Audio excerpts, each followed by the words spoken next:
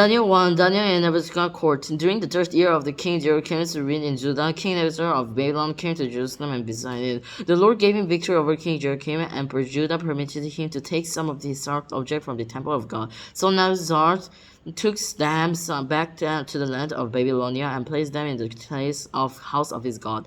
Then the king ordered Absalom, his chief of staff, to bring this to the palace some of the young men and of Judah's royal family and other noble families who have been brought to Babylon as captives. Select only strong, healthy, and looking young men, he said. Make sure they are well versed in every branch of learning, are gifted with knowledge and good judgment, and are suited to serve in the royal palace. Train these young men in the language and literature of Babylon. The king assigned them a daily ration of food and wine from his own kitchens. They were to be trained for 3 years, and then they would enter the royal service. Daniel, Hananiah, Mishael, and Zedekiah were four of the young men chosen, all from the tribe of Judah. The chief of staff renamed them with these Babylonian names. Daniel was called Belshazzar, Hananiah was called Shadrach, Mishael was called Mash, Azariah was called Abednego.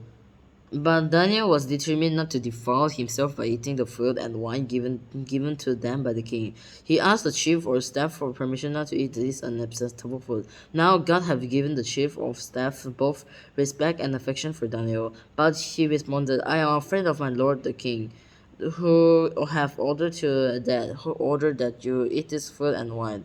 If you become pale and thin compared to the other young to your age, I am afraid the king will have me beheaded. Daniel spoke with the attendant who had been appointed by the chief or staff to look after Daniel, Hananiah, Mishael, and Azariah. Please test us for 10 days on our diet of vegetable and water, Daniel said. At the end of the 10 days, see how we look compared to the other young men who are eating the king's food. Then make your decision in light of what you see. The attendant agreed to Daniel's suggestion and tested them for 10 days. At the end of the 10 days, Daniel and his three friends looked healthier and better nourished than the young men who have been eating the food assigned by the king. So after that, the attendant fed them only vegetable instead of the food and wine provided for the others.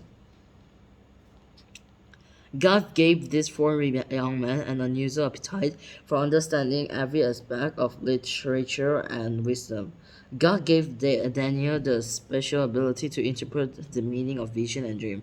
When the training period ordered by the king was completed, the chief of staff brought all the young men to the king Nebuchadnezzar. The king talked with them, and no one impressed him as much as Daniel, Hananiah, and Mishael, and Azariah. So they entered the royal service. Whenever the king consulted them in any matter requiring wisdom and balanced judgment, he found them 10 times more capable than any magician or enchantress in his entire kingdom. Daniel remained in the royal service until the first year of reign of King Cyrus.